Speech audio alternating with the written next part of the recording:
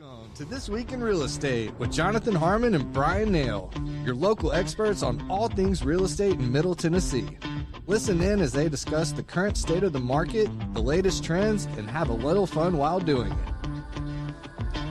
We do want to say the opinions voiced on this podcast are for general information only and not intended to provide specific advice or recommendations for any individuals. All right, y'all, welcome back to another week of This Week in Real Estate with Jonathan Harmon and Bryan Nale. Woo! Where we are putting the term indeterminate. Yeah, that's the best one yet. No, that's not bad. There's no better hedge against inflation than a 30-year fixed rate mortgage. There you go. I've often heard that said. Term. Huh. That's a term. Interesting. Very interesting. You look good, man. Thanks. That's what I wore yesterday. Cool. Only mine didn't have a collar. It's a good look. Yeah. I like the jeans look that we're rocking today. Yeah, it's looking pretty good. Yeah. Got my baby blue loafers that are filthy. Clarks. Yeah, they are. Yeah. So I'm going to throw a pro tip out there early. Okay. We're going to go out of order. My pro tip is the Shoe Fixer. Love that place. If you're not familiar with the Shoe Fixer, you should get familiar with them. Dude, they've been around since we were in college here. I don't know how long. That place has been. I had a friend in college that worked there, had a job there. You can take in a pair, like your shoes right there. You can take in a pair of shoes like that, or much worse condition, No, these are pretty new. right? And for less than $10, they will make them look brand new. They do a great job. I took in 2 pairs of Doc Martens that I've had for, I don't even know, 20, 25 years. Yeah. And they were beat up. Yeah. I mean, they were beat up. They were dirty. Yeah. They were beat up. I got out of there after tax, less than $20, and they look brand new. I've had them resold just countless pairs of dress shoes. The Shoe Fixer, it's right over by El Toro, which used to be O'Charlie's on Memorial here in Murfreesboro. Go check them out. Shout out to the Shoe Fixer. And they sell shoes too that they've reconditioned, and they're nice. They sell bags, ladies' bags and stuff as well. So yep, it's super nice, folks. So there's my pro tip. We might have another one later in the show, but that's an early pro tip. That one's free. It's like a discount. Yeah. And I'm gonna do one more quick shout out on that. There's a lady that was in my Rotary Club, and unfortunately she passed away fairly recently, Carolyn Peebles. And Carolyn was an incredible woman, absolutely incredible. One of my favorite humans. There was nothing like a hug from Carolyn because she was that one. She would hug me and she would like look me in the eye and she'd go, "Jonathan, I love you." And it wasn't like a weird, I mean, it was kind of weird the first time, but after that it was like, "I love you too, Carolyn. Like, how could you not love you?" And she always said that the number one thing to look at to kind of gauge someone is their shoes. Yeah. And she said, people can talk a big talk, but if their shoes are too flashy, that's one sign, right? Yeah. Or if they're in terrible condition, that's another sign. Yeah. Right. So she always looked at people's shoes.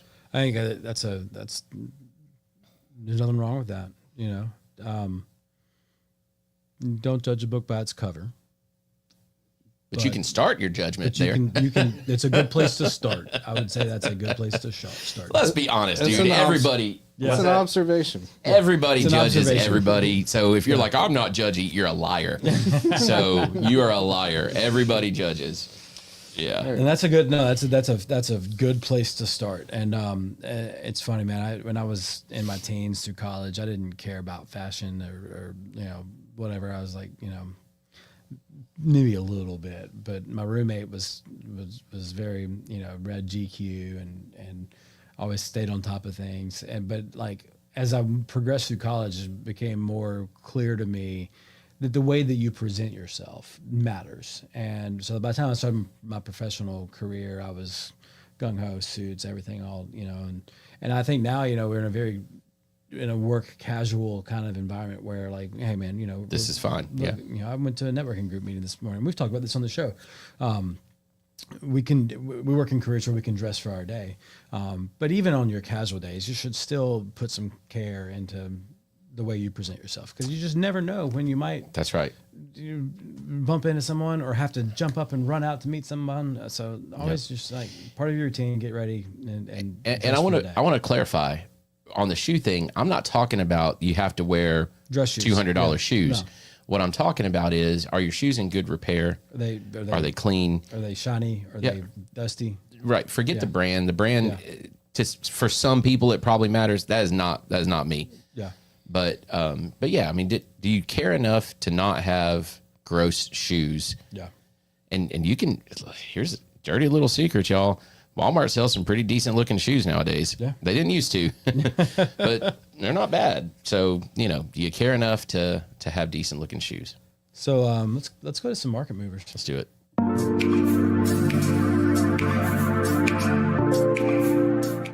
Back to you. Well, I sent out an email. I send out an email once a week, every Monday, and it's not canned. I actually do write every single Monday. I'll sit down and write it. Sometimes it's about life. Sometimes it's about kids. Sometimes it's about some random philosophical thing that's on my mind, and occasionally it's about real estate. Occasionally, this one happened to be about real estate, and when I do a real estate one, it's usually a pretty deep dive into some particular aspect, and this was no exception to that. And so what I looked at in that email was there is a tendency for real estate agents and people in the industry to generalize things, but not really understand where the actual data is coming from, right? So they'll hear, and I mean, I've done this, right? They'll hear their broker or whomever, if it's a real estate agent, say, hey, prices are dropping, right? And it's a very generalized statement, okay? Yeah. And then they'll go out and they're like a parrot, right? They'll just repeat, prices are dropping, prices are dropping, prices are dropping. And when they do that, then that, because of their position, because of who they are and who people perceive them to be, then it ends up being, to some extent, a little bit of a self-fulfilling prophecy, right? And especially if you get the entire industry saying that, well, guess what's going to happen? Prices are going to drop. How many times have you said economics is just psychology, group psychology around money? That's all it is. Yeah. And so if the experts, if they are saying that prices are dropping, even if they weren't yet, prices are going to drop. Yeah. I mean, it's just how it is, right? So anyway, what I have been hearing is, and we like these terms, right? We like these little euphemism terms, right? There's a little bit of softening in the market. What the crap does that even mean? It means prices are dropping a little bit, right? And it means that people are more negotiable now on their sale than they have been. And we've been saying this for a little while, but I said, okay, we keep saying that. And all of my evidence behind that is my own little bubble and the handful of people that I talk to that are just extensions of my bubble, right? Mm-hmm.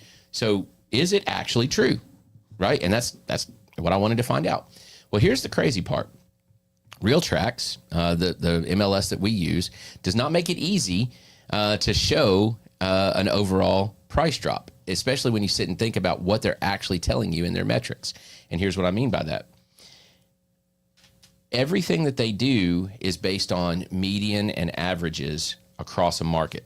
So if you really want to find out if overall prices are dropping, right, there's our assumption, then you really have to spend a couple hours looking at different strata, different counties, different property types, and all of that, and just say, okay, overall plot everything out. Is the overall price level dropping? And even that's difficult to say, because if it says listing prices and the average list price is starting to taper off, well, is that because people are listing their houses less, like at a lesser cost? Or is it because the people that have, it's because I wasn't talking to you. My watch is talking to me.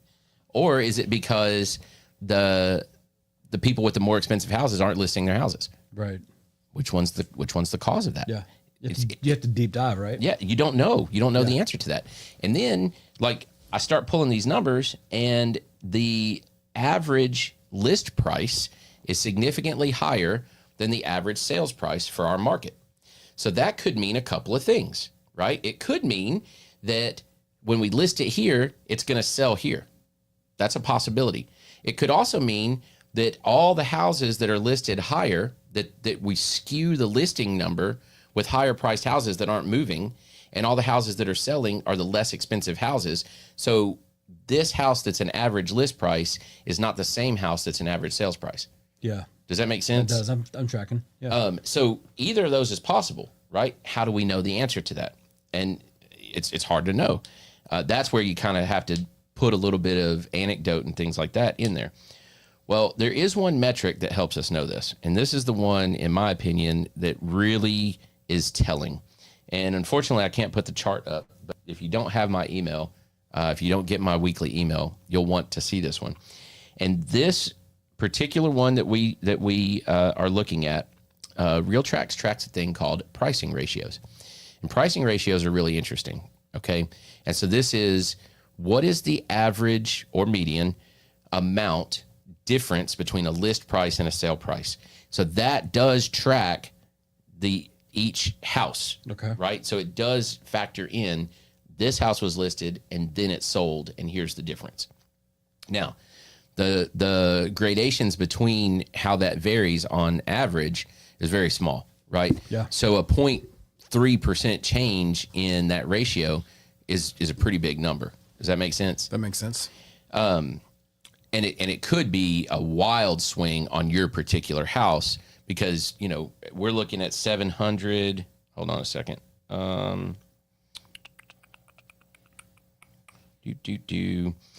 718 closings in June of 2020, 454 closings. This is in Rutherford County, single family, not townhouses. So we're going back to 2020. Yep. So 5-year difference, right?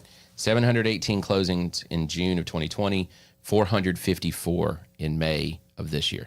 Yeah. I didn't have June's numbers yet. Yeah. Okay. That's a huge drop, right? So understand that as your number gets smaller overall, then those outliers, those weirdos, affect the difference more, right? If you're not tracking with me, go back to your stats class. Okay. Oh, everyone took stats. Yeah. No, I didn't take stats. I did take stats and it was miserable. But so check this out. So May of 2024. So only going back a year here. Okay.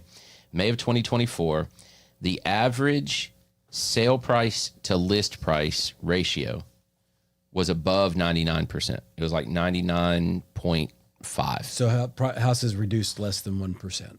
About 0.5% on average. The list price to the sale price was about 0.5% difference. But that's on the list price at the time that it went under contract. The original list price to the sale price was like 99.1. Okay. So what does that tell you? The people reduced. At some point in the listing process, they dropped their price. Yeah. Okay. The crazy part is, if I were to take this back 5 years, then what you would actually see is that that average ratio of the list price to sale price was above 100%, right? Yeah. And the difference between the original, like the original ratio and the ratio when it went under contract there was no difference. Yeah. Nobody dropped their price. Yeah. It could actually even be higher. Yeah. So the original could be higher than the when it went under contract, because it's possible that somebody listed their house, they got a ton of activity on it, they raised the price, and then they got multiple offers. That happens sometimes. Yeah. Like, that's wild. Yeah. That's absolutely wild. Okay. But now and Brian, I don't know if you want to try to describe that. Look at how they're diverging. Okay. The gap's getting wider. The gap's getting wider. So what does that tell you? Hey, real quick, for these charts, you said this a minute ago, if you don't get the email, you'll want to see these. How can someone get your email? If they will comment with their email address, is that dangerous? DM us. Yeah. DM wherever it's posted with their email address. I'll be happy to. I'll get it to Missy and she can add you to the list. Okay. But so the gap between the original list price to the sale price ratio versus when it goes under contract list price to the sales ratio, that gap is widening. So that tells us that more people now, there are more people doing, and there are bigger price drops from the original list price to the price when it actually goes under contract. And we've talked about this in the last couple of weeks, is like sellers, you don't want to chase the market. That's right. Because you end up getting beat up all the way down. Well, and check this out. So even with that, even knowing that we're having that gap widening, we know that we're getting more price drops overall, right? Even so, the ratio from the list price when they go under contract to their sales price is still lower than it was a year ago. Yeah. So like right now, the ratio to the list price when it goes under contract is below, it's about 98.4, 98.4, where it was 99.6 a year ago. Yeah. Okay. And then the original list price, that number is right at 97%.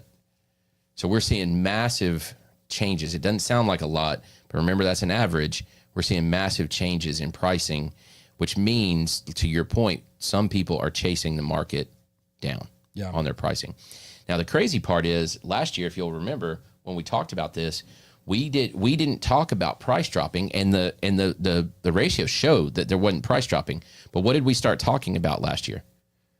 Do you remember? Price reductions? Concessions. Yes. We started talking about closing cost and lenders putting in blinds and refrigerators and fences and doing things to try to sell a house, but not dropping the price. Right.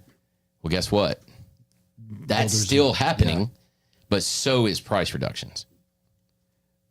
So you would say we're here at the buyer's market stage. We're 100% in a buyer's market phase, and I don't know that we're done. Like, I don't know that we're done with that. I'll go back to the euphemism, softening.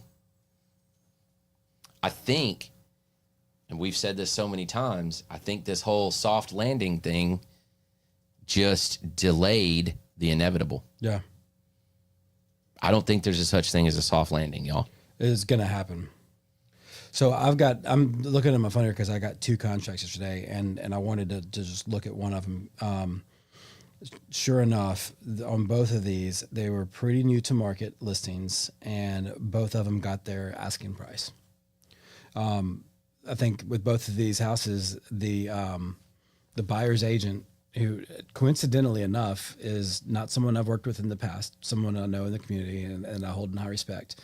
And both of these buyers came to him organically, and now we're working together on 2 different transactions at the same time. So that's anecdotal and interesting. And it's pretty cool because I like this realtor. But anyway, he was able to go to both of these buyers and say, hey, look, these houses are both priced right. They both fit what you're looking for. We need to come in pretty strong. I think one of them got $2,500 in closing cost concession, and the other one just paying the realtor commission. That's it. So I think my point with this story, again, is that this is anecdotal, but these were fairly new to market listings. And these sellers got what they listed for the most part. And they didn't have to sit. They didn't have to wait. They didn't have to reduce their price. So listen to your real estate agent if you want to move your house quickly. And I'm curious, and I would love to, we can't talk about it. It's sort of like we can't talk about an ongoing case, right? But I would love to dive into the numbers on those particular properties, because I'm really curious if that's awesome, right? So that doesn't fit exactly what I was talking about. But I wonder if that original list price, if that list price that they paid actually is sliding down a little bit from what 6 months ago comps looked like, or a year ago comps looked like. I would love to know that. And I'd love to, and I'm just looking at the list price of the day that it went under contract. Right. So did they have a reduction before that? I don't know. But they both hit a number. And when they hit that number, and that's what's so crazy about this market, y'all. I told somebody the other day, I've been in the business for 16 years, and every market that I've operated in has been different, right? Right. This market has all of them. It's like that, everything, everywhere, all at once. Yeah, crazy movie. All of the above, it's all of them. Yeah, we have multiple. I was in a multiple offer. You helped me win. Yeah, I was in a multiple offer last week, and Bryan helped me win it. Just relationship and communication and all of that kind of stuff. And we competed against 6 other offers. There were 7 offers on a house. Yeah. Everything. I haven't seen that in a couple years. All at once. It's crazy. Yeah. It's crazy. But the overall trend right now is we are doing a little bit of the soft landing. Softening. Oh, I hate that. But anyway, prices are dropping a little bit. That's what it amounts to. Now, if you're a seller, don't panic. No. Okay. No reason So to panic. there's two different ways to look at this. If you bought your house 5 years ago, you're still in great shape. Yeah. You appreciate it enough that you're still in great shape. Yeah. And if you bought your house 2 years ago, you're still okay if you plan to stay for another couple years. Yeah. I think. I think so too. I mean, that's even the Great Recession in 08, 07, 08, things really started to come crashing down. By 2013, 2014, people were whole again. Well, pick any date Yeah. that's ever been measured in American history as far as following a real estate market. Any, including the Great Depression. Yeah. Right? The 20s Yeah. or 29, whatever it was. Right? Even then, pick any date and go 5 years past it, and you made money in real estate. Yeah. So Any date. So if you bought your house at the peak in 2022, and you're watching this right now thinking, golly, we really messed up. Well, you didn't, because in 22 your rates were probably in the 5s or the low 6s. So you didn't get a higher rate, and then You're not in the 7s or the upper 6s. as long as you don't need to sell it in the next year or two, you're going to make money. at least break even. Yeah. Which means breaking even, by the way, which is interesting. In that span of time, breaking even means that you, on the prices, you make money, right? Because you got fees associated with Right. it. So a couple other headlines, and this is, I don't know what to make of it because I haven't really digested it all yet. But yesterday's headline from CNBC was private sector lost 33,000 jobs in June, badly missing expectations for a $100,000 increase. And I think another big, 100,000 job increase. yeah, 100,000 jobs increase. So that's in theory should be great for rates, right? But rates ticked up a little bit yesterday in advance of today's non-farm payrolls report, which somebody must have tipped the hand because non-farm payrolls rise 147,000 in the month. So you, on one hand, you're getting a report that jobs are going, like that unemployment should be going up. There's more job loss. On the other hand, you have non-farm payrolls rising. So where's the equilibrium? How does the market read this? How do we digest that? How are they so wildly different? That's so wildly. Isn't it essentially a measure of the same thing? I need to really dive into this. I haven't had a chance to this morning, but those are conflicting, right? They measure basically the same thing, right? Yeah, but the results were different, and so a lot of it's probably in the time period that they're measuring against. Maybe I don't know. I need to dive into it. But those are headlines that have me interested. So I would encourage anyone who's watching, if you kind of want to peel back that, do so and come up with your own opinion. Come back to the show and leave a comment. Yeah, man. So I have a totally different hot take on that. That is just proof to me that it doesn't effing matter. Yeah. Sorry. I just said it like I said it. I mean, because it just... Yeah. Take care of what you can take care of. Yeah. You know what I mean? Right. And don't delay your life waiting on whatever headline. Hey, if you think that we're heading into a economic downturn, then tighten your belt financially. Show up to your job and work hard. Don't be sock away cash. Make yourself as employable and as necessary as you can wherever you work. So that if your company does go into a downsizing mode, you stand above. Now, I'll throw one other thing. Read Who Moved My Cheese again. If you haven't ever read it, read it first. Yeah. If you have read it, read it again. Yeah. And then to use their allegory, sniff the cheese around you. Yeah.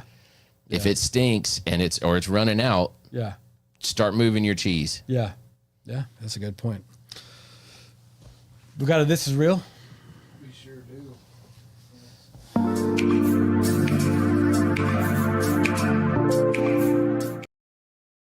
What? Are you serious? I just confess I've never read Who Moved My Cheese. I know the concept, I think, a little bit, but I've never read it. Dude, you can read it in an hour and a half. I remember it was my first job out of college. It's only 95 pages. I got to you know tell that, a quick right? story. It is short. Our area manager at Enterprise Rent a Car gave all the managers and assistant managers a book called Who Moved My Cheese. This was my first introduction to this. This is like 2003. And You're old, by the way. Our assistant manager, I turned 45 yesterday. Dang, I'm older than you. Our assistant manager. Yesterday? Yeah. Oh, happy birthday. Thank you. Trent's going to sing to you later. I can't wait. She reads the book it motivates her to quit and leave. And I remember her going, I don't want to change names to protect the innocent here because this area manager was a good job. But she was like, "Who moved my cheese? You did, James. James, you moved my cheese by giving me that book. I want to quit this place." And I was like, "That's well." Great, when I got canned at Blackman High School, I do name names, by the way. When I got canned there, I was teaching 2 management classes, business management, and so I got fired, and I was like, I don't have to worry about what the state standards are anymore, so I'm gonna do what I want for the next 6 weeks. And so as a class, we all read Who Moved My Cheese, and I was like, I was their case study. Yeah. Do you know what I mean? You were giving them the education that the kids need to get. Just how to pass a test. Absolutely. Yeah. And man, we read it. They made their own cheeses, and I still have some of those blocks of cheese. So this is spectacular. So for my birthday yesterday, I actually got an office chair, and I hope that it didn't come out of this listing. I haven't unpacked the box yet. Well, so that chair's fine. It's got a towel over it. That's true. It's probably clean. Yeah. My favorite, do you see the stairs? Do you see how they're made? Those are shelves. No, they're not. Those aren't shelves? Nope, those are steps. Do you see how they're made? So you're supposed to alternate your feet on them, and then the opposite sides are cut out so you can pick your toe up past it. Yeah. I've seen that done before. It's like that escalator that you're not supposed to really have to yeah. Exactly. Yeah. Oh, this has to be in like a shed or a tiny house or.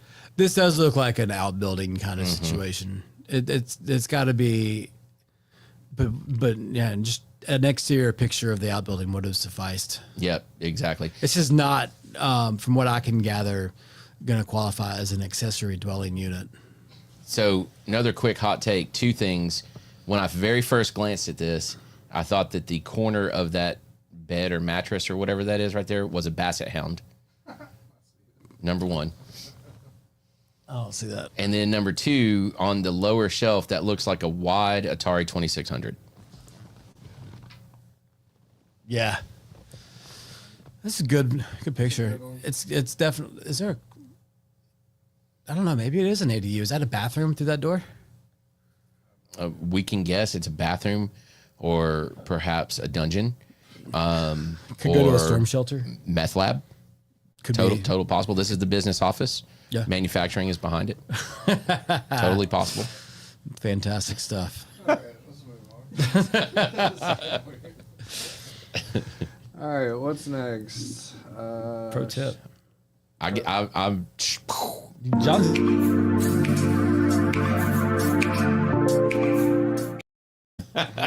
We've been given 2 pro tips so far in this show for free. 2.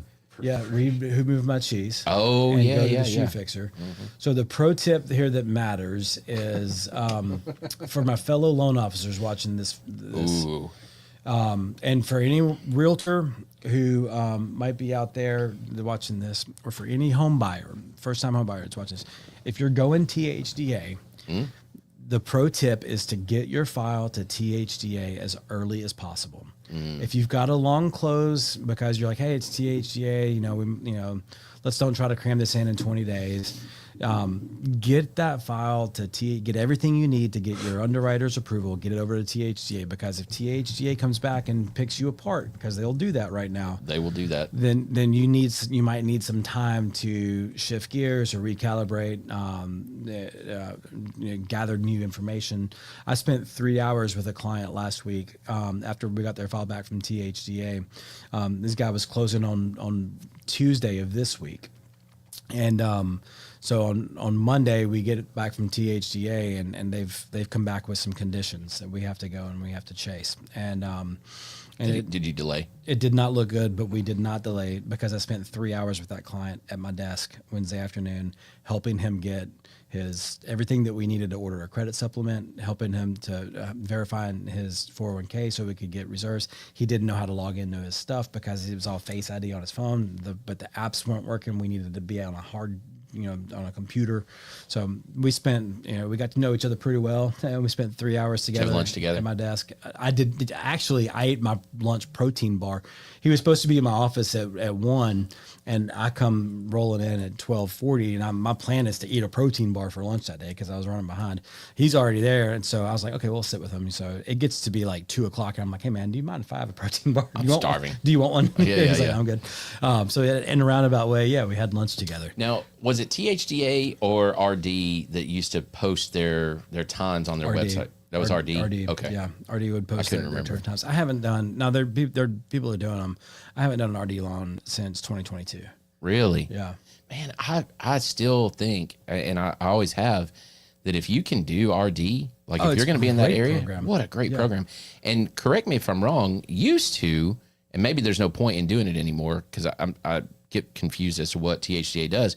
Used to, you could combine RD can. and THDA. Yeah, you absolutely and so you can. had 100% financing. And a grant. Yeah, exactly. Yeah, where I think a lot of people are finding big success with doing that is getting the seller to pay some closing costs, and then they'll come back in and do the $6,000 THDA grant instead of the 5% one.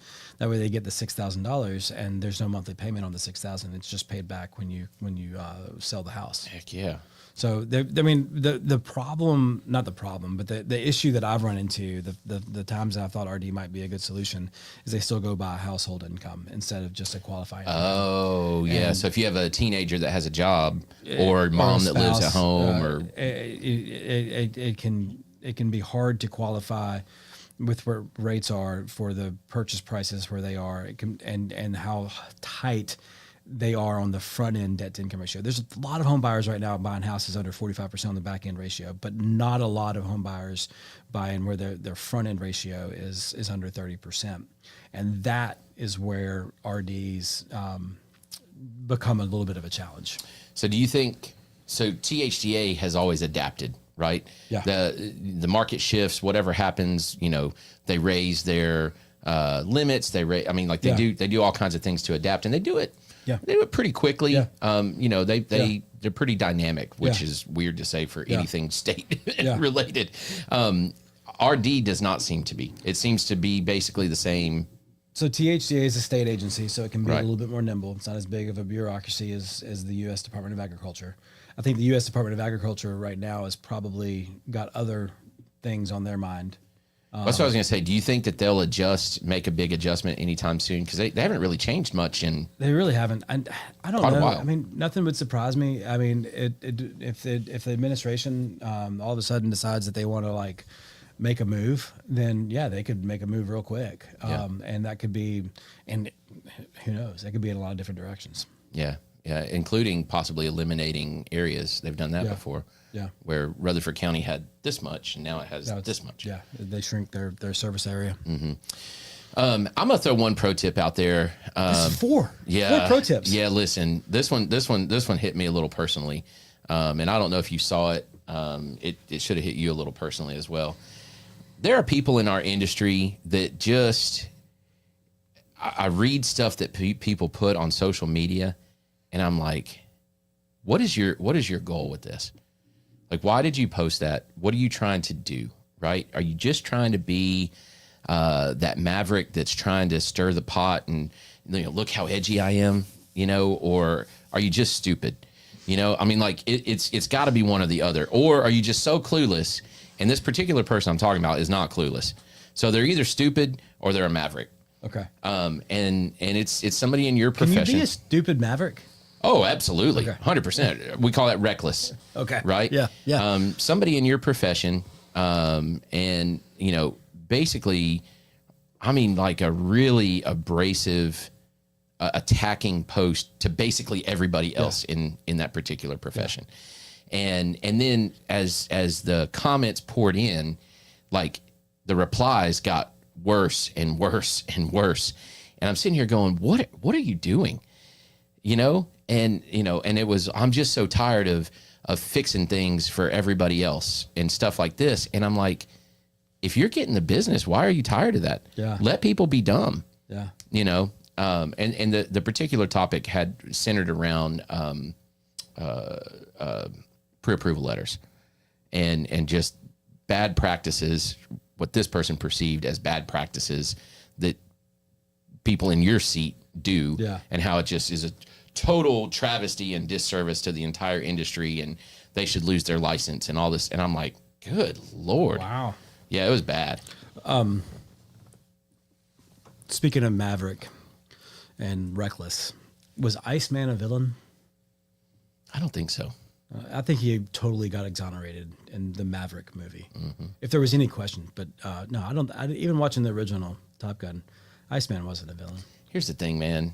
He was competition. He was competition. Race car drivers, fighter pilots, you know, they have to, in order to be successful, they have to be arrogant. Yeah. They have to believe that they are the best ones. Yeah. They have to. Yeah. Because if you don't believe that, you can't be successful in a job like that. Operate on the edge. No. But that's the thing is Maverick operated on the edge. Iceman never really crossed that edge. Which is why he wasn't a villain. Yeah, exactly. He was responsible, but knew he was the best. That's right. He wasn't reckless. He wasn't stupid. He was. And one would argue that Maverick was stupid. Yeah. Reckless. I'll say this. I don't know what you said just triggered this thought in my mind, but like competition, like Maverick or Iceman was competition, right? I've got some really good friends that are competitors of mine, and we motivate each other, we push each other. Sure. We all want to. You celebrate each other, but we also celebrate each other. We don't get angry when we see one of the other having success. We're happy for each other. And you don't celebrate when you can do something that the other person can't. Right. You save something. Yeah. You guys pat each other on the back and go, hey, thanks for getting that. Oh, one. Yeah. whew. Yeah. Save my people. Yep. That's great. Yep. Because at the end of the day, those people need to buy a house, right? That's what they're trying to do. And how can that happen? Those two people doing that elevates the entire profession. Yeah, absolutely.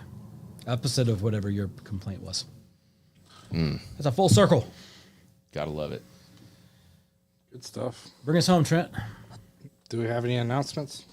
4th of July, party tomorrow, Cedar Glade. Big party. It's going to be a big party. Rolling Justice is playing. Hot Dog Guy will be here. I read a stat. It was like 180 million hot dogs are consumed on the 4th of July in the U.S. I plan on having 4. Hey, let's close with this. This is, Jonathan mentioned, or I mentioned, and then he wished me a happy birthday. My birthday was yesterday. I saw a meme yesterday, and I believe it is true, that my birthday marks the day in history that we are closer to 2050 than 2020. That's wild. I'm sorry, 2000. Than 2000. I say, no, that doesn't make that sense. doesn't make any sense. Brian, think before you speak. We are closer now to 2050 than we are to 2000. 2000. To Y2K. To Y2K. Oh. That's a wild. Look where we are now. AI. Well, so really wild. I'm a piggyback on that because this was hilarious. I was reading these comments. I spend too much time on social media, and this person was saying the question was what is no longer acceptable now that was totally acceptable 20 years ago. Yeah. Right. That was the question, and you start reading the comments, and everybody's like, not wearing your seatbelt in the back seat, and all this stuff that is very, very obviously like 1970s stuff, smoking indoors and all of this, right? 20 years ago was 2005, ladies and gentlemen. Yeah. Restaurants didn't allow smoking inside in 2005. Yeah. You absolutely had to wear your seatbelt everywhere. You did not ride in the back dash of the car like you did in the 70s, right? Yeah. Like, you didn't wear PF flyers in 2005. Sorry, it didn't happen. Nope. So all this stuff, but people don't realize The 20 years ago was 2005. hurts my heart a little bit. That's wild.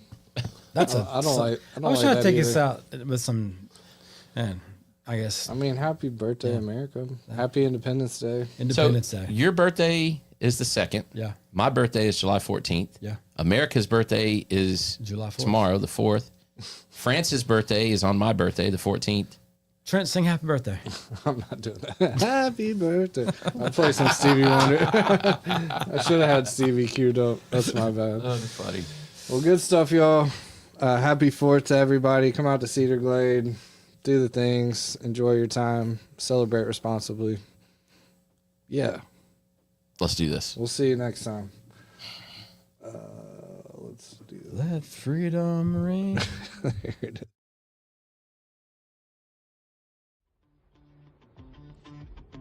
Thank you for listening to another episode of This Week in Real Estate with Jonathan Harmon and Bryan Nale, your go-to resource for all things real estate in Middle Tennessee. Be sure to like, share, follow, subscribe, and leave us a 5-star review. We will see y'all on the next one. Now for the nitty-gritty. Primis Mortgage Company is a subsidiary of Primis Bank, a member FDIC. Primis Mortgage NMLS number 1894879, BK number 1042893, ML number 1894879. As always, all loans are subject to credit approval and product guidelines. Equal housing lender.